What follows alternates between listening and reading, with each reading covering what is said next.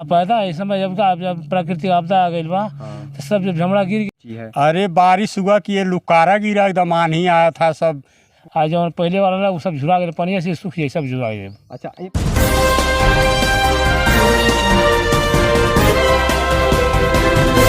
नमस्कार, मैं राजीव रंजन, आप देख रहे हैं SK News 24 सच्चाई की जीत। मौजूद हूँ मैं गोरखपुर ज़िले के तहसील कैंपियरगंज के अंतर्गत।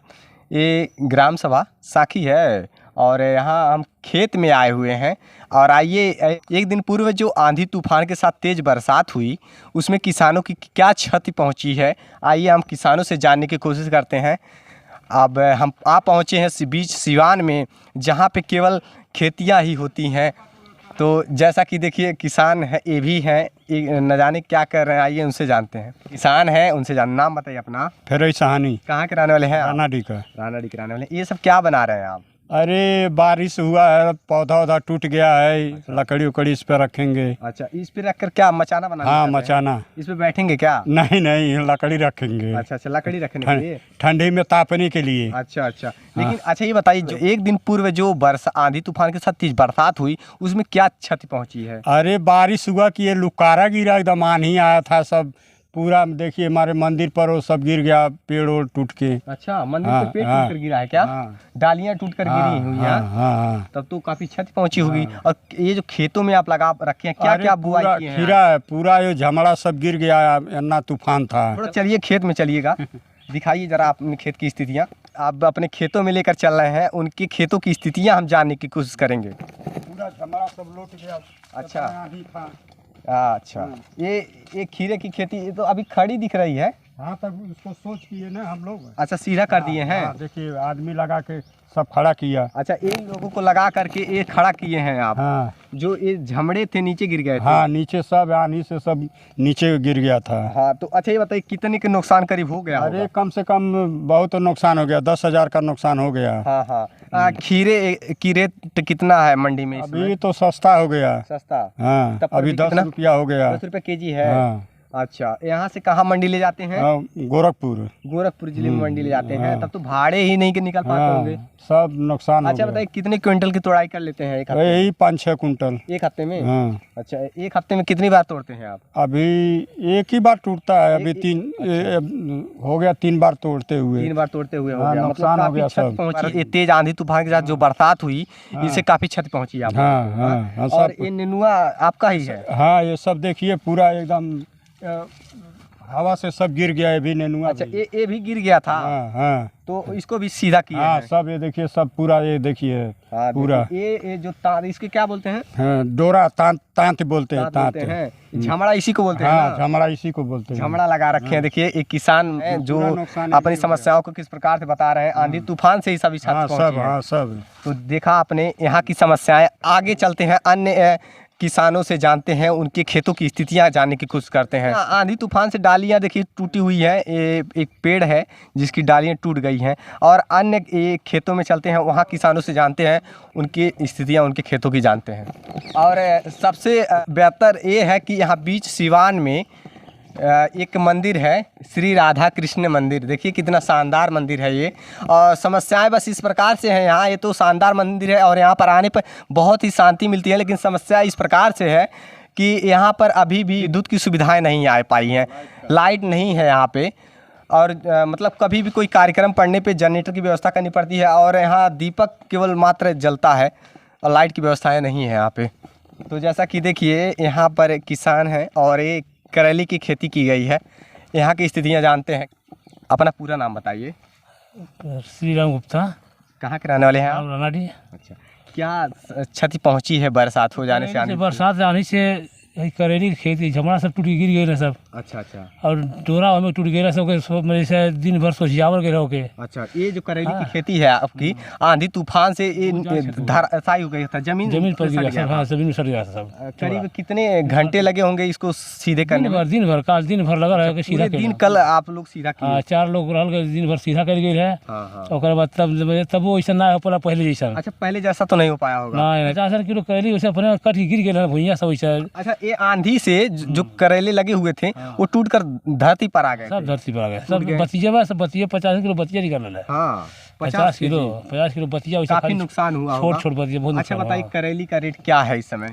ये समय करेली रेट 7 रुपया 6 रुपया। अच्छा, इतना सस्ता हो गया है रेट? हाँ। तब तो नेनुआ मान 8 लेते हैं, रुपया 7 रुपया 10 लागत रुपया। कितना लगाए होंगे? कितने लागत बीघे की खेती है? एक बीघा करेली में कम से कम 15,000 रुपया लागत लगता है, बाँस डोरा हाँ। खाद बीजा सहित है। अच्छा अच्छा। लेकिन इसमें जो है इस समय कुछ नहीं, अब भर्ती अब डाल हो गया इसका। ये पानी कितने दिन में चलानी पड़ती होगी? पानी हर 3 दिन 4 दिन पे पानी चला गर्मी में। आपकी भर्तियाँ निकल पाती हैं क्या? निकल पाई हैं आपकी बार? अब वहीं कहा वहीं तो यह शुरू हुआ, पहले 36 किलो निकल करेली। अच्छा अच्छा। कितने दिनों में तैयार हुई आपकी करेली? अब 2 महीना हो गए लगभग कर लेके। 2 महीने में। हाँ। मजदूरी अगर देखकर जोड़ा जाए तो किसानों की लागत नहीं निकल पाती है कि नहीं? एक खेती से हाँ। माथी कल जाला तो उससे कुछ मनी से कहले मतलब मेरा खैली पीले बचाला। हाँ। तो दूसरा खेती वही में से फिर दूसरों खेती में लगावा जाला। जी बिल्कुल। ये कि रोज के रोज मनी वही में लगा के उल्टा सीधा जिया था किसान जी से। और हाँ बिल्कुल। किसान के पास उतना बचना पावला जितना से मने ओकर पूरा काम हो जा। और बनाए था ना मैं पूरा सिवान देखा जाए खीरा खेती जो है हाँ। कम से कम 50 में खीरा सब लौट गेल बाटे एकदम। जैसे जब ये फर्क शुरू होला ना पीछे वाला, आज जो पहले वाला ना वो सब झुरा गए, पानी से सूख जाए सब झुरा गए। अच्छा, ये पानी नुकसानदेह है क्या? अनिया से हाँ। सब हिला से सूर्या से भुलस गए ना सब। अच्छा अच्छा अच्छा। इसकी जड़ें जो है भुलस गई हैं। खीरा क्या हाँ, तो वो मतलब सूख सकती हैं। सूख जाए ना रही जो है खीरा सूख सूख जाएगा। जाए। हाँ। इस प्रकार की स्थितियां, किसानों को काफी नुकसान का सामना करना पड़ता है, उनकी लागतें भी नहीं निकल पाती। लेकिन किसान इसी उम्मीद में जीता है कि कभी अगले खेती में अगला जो कोई भी फसल लगाएगा उससे उम्मीद ही लगा बैठता है किसान। इस कड़कती धूप में किसान काम कर रहा रहता है और बस उम्मीद लगाए बैठता है कि इससे शायद हमारे खर्चे निकल पाएंगे जब ये तैयार होगा। और कहीं ना कहीं प्राकृतिक जब आपदाएं आ जाती हैं तो किसानों को काफ़ी क्षति पहुंचती हैं और जब मंडियों में भाव नहीं निकलता है तब पर भी किसानों को मायूसी का सामना करना पड़ता है। सर्दी गर्मी बरसात चाहे कितनी भी कड़कती धूप हो, किसान डटे रहते हैं, अपने खेती में लगे रहते हैं और उनकी उम्मीदें रहती हैं तो ये खेती से रहती है। ये जो खेती अब कर रखे हैं, जो सब्जियां उगा रखते हैं, उसी से उम्मीदें जुड़ी रहती हैं, है कि नहीं? हाँ ये सही है। सही है। कभी कीड़े मकोड़े भी लग जाते हैं। कीड़े मकोड़े इतना लग जाते हैं जो कभी खत्म हो जाता फसल नहीं होता है। हाँ। और कभी कभी जो है क्या बोला कीटनाशक जो है लगते हैं तमाम प्रकार के, उसका कोई इलाज नहीं हो पाता है। दवाइयाँ भी बहुत महंगी आती है। दवाई इतनी महंगी आती है कि सोचना पड़ता है कि एक 200 रुपये टंकी का दवा लगता है। शायद 2 टंकी के दवा की कीमत है, इसका 10 किलो करेली की कीमत चुकाने पड़ेगा, सब्जियों की कीमत अपना हो पाया समय। अच्छा, इस समय तो नहीं हो रुपया पाएगा। किलो जो है करेली या नेनुआ बा, तो मानिए अब 200 रुपया किलो, 200 रुपया टंकी, एक टंकी की दवा का दाम होता, तो बहुत नुकसान। 150 रुपया टंकी दाम होता।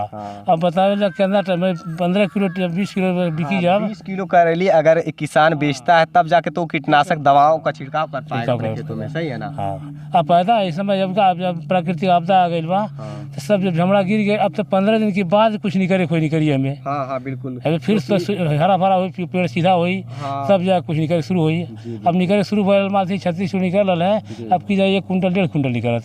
लेकिन अब एक बाद जब खत्म है एकदम। हाँ, अब जब धाराशायी हो गया तो काफी क्षति पहुंची है, पुनः उसी स्थिति में आ नहीं पाएगी। फिर फुनगा दी साफ हुई ओकर फुनगी और नया बतिया लगी, तब जाके फिर कुछ निकले शुरू हुई। सही बात है। तब तक फिर कोनो आपदा आ जाए तो फिर फेल हो जाए। जी बिल्कुल। किसानों को अक्सर झेलना ही पड़ता है। क्या कहना चाहते हैं आप?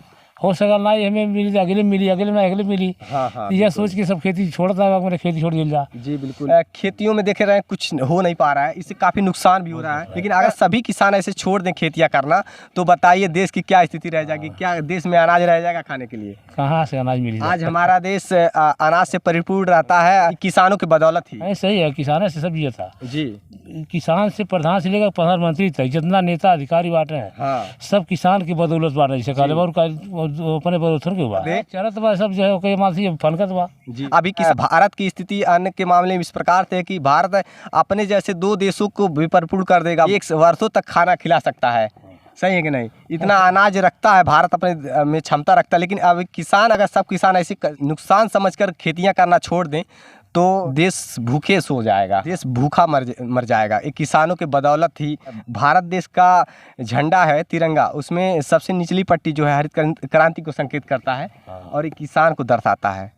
कोई भी देश हो, किसानों के बदौलत ही उन्नति करता है। और ये अन्न जो खाता है, एक इंसान को जीवित रखने के लिए भोजन की आवश्यकता होती है और उस आवश्यकता को पूर्ति करने वाला किसान ही होता है। और देखते रहिए SK News 24, सच्चाई की जीत। मिलते हैं ना ताज़ा खबरों के साथ। नमस्कार।